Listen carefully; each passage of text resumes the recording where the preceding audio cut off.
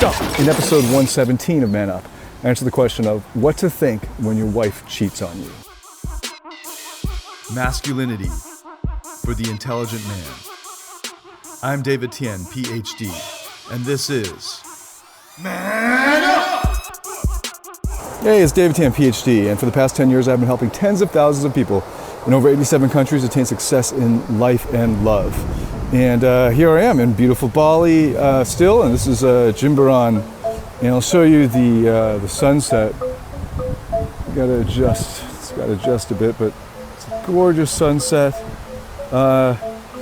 and it's a beautiful beach, Jimbaran Beach, beautiful, and it's a nice breeze. It was humid. This is May, so it's it's the beginning of the dry season, still shoulder season, and you can see this is a beautiful pool. It's harder to show off the pool from here, but it's easy to show off this incredible sunset. I wonder if I can do the sunset in the background. I wonder if I can do that.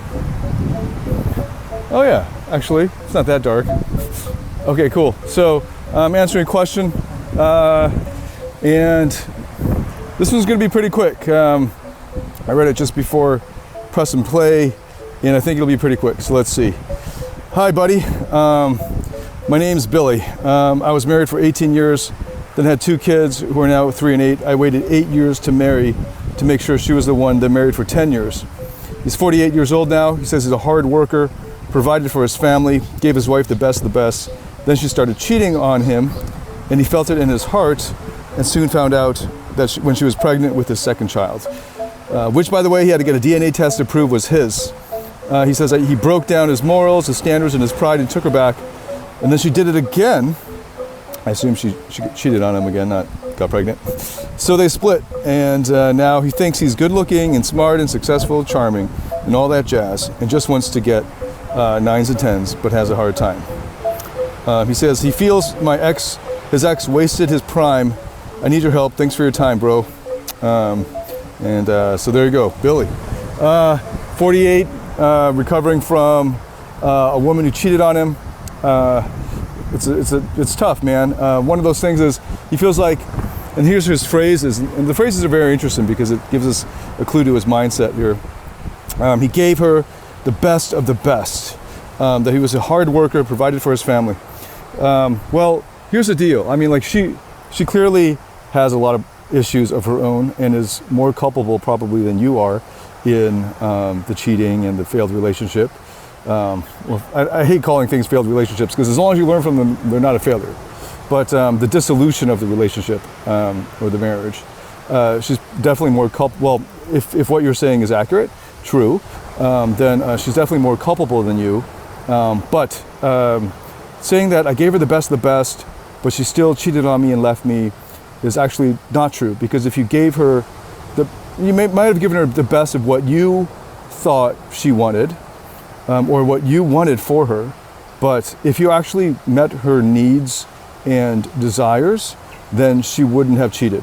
I mean, she could still be a despicable human being, but even despicable psychopaths still have desires and needs, and as long as you're meeting those, they will stay with you.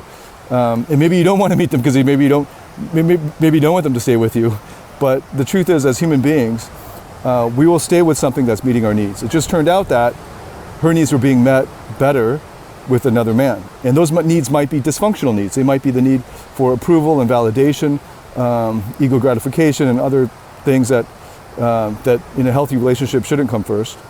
But whatever the case is, she found her needs met better somewhere else.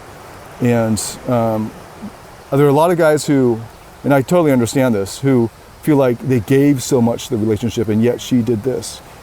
Relationships aren't done out of obligation. Okay, so unless she is a really evolved human being, where like her feelings say no, or her feelings say I want something else, I want another guy, and then she says no to her feelings, and she sticks with her commitment out of an obligation and a duty. That's generally not the type of romance relationship that guys are searching for, right? Like where she wants something else, but she says no to her desires and sticks out of obligation and duty to you.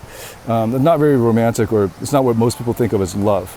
But it's, you know, so it's a commitment, and, you know, so most people aren't going to do that. And the thing is, like, even if it is a commitment, you don't guilt people into it. So like a lot of dudes, a lot of nice guys, they feel like they earn a woman's loyalty by giving out all of this emotion, like all this investment, I mean.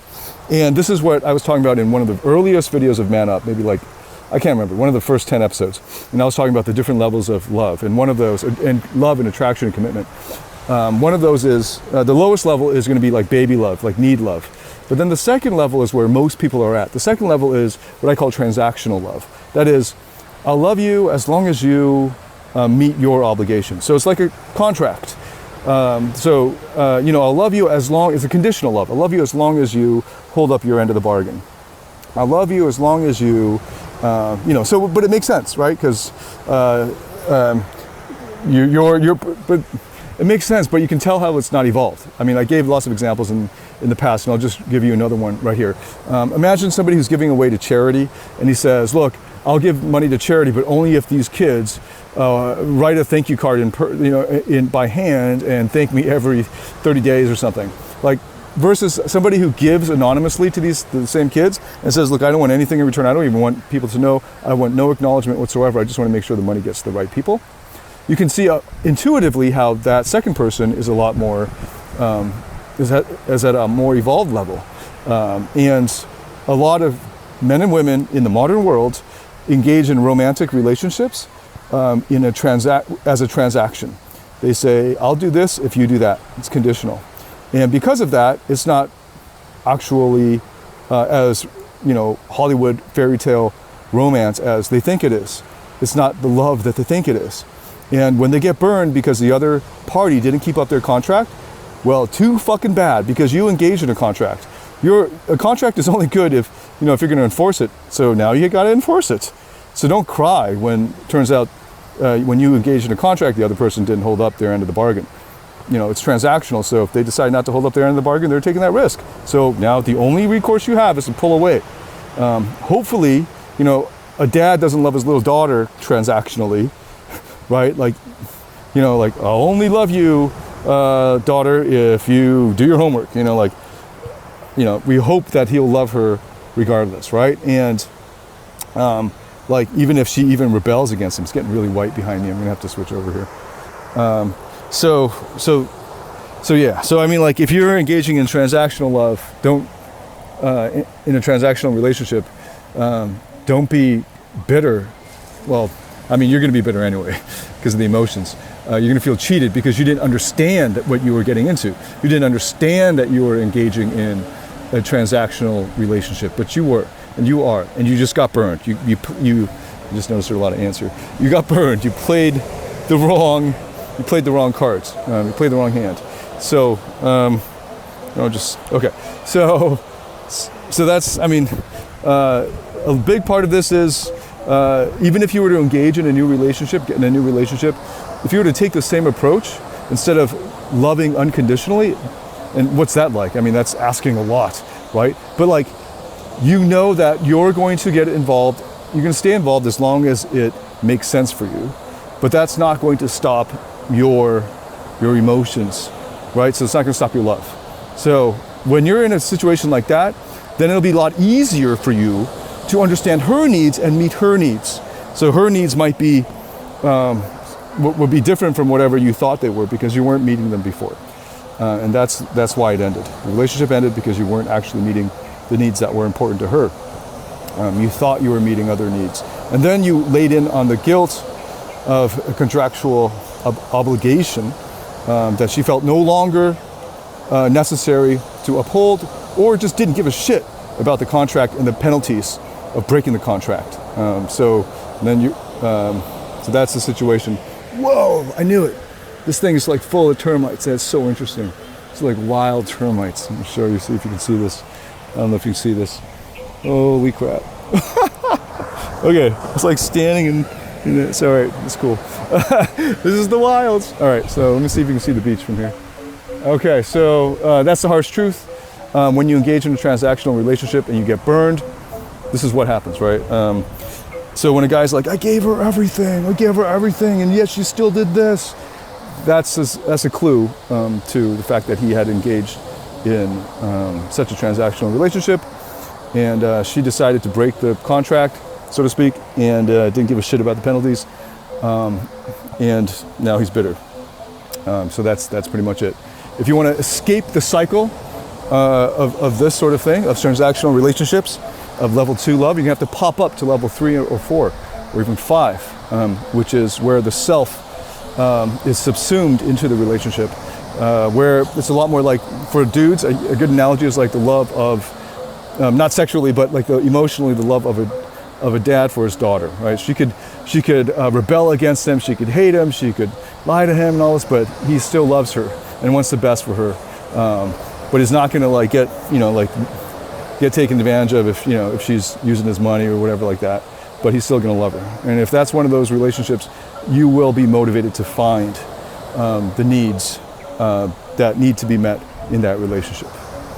Okay, sort of a longer answer, but I was referencing earlier videos.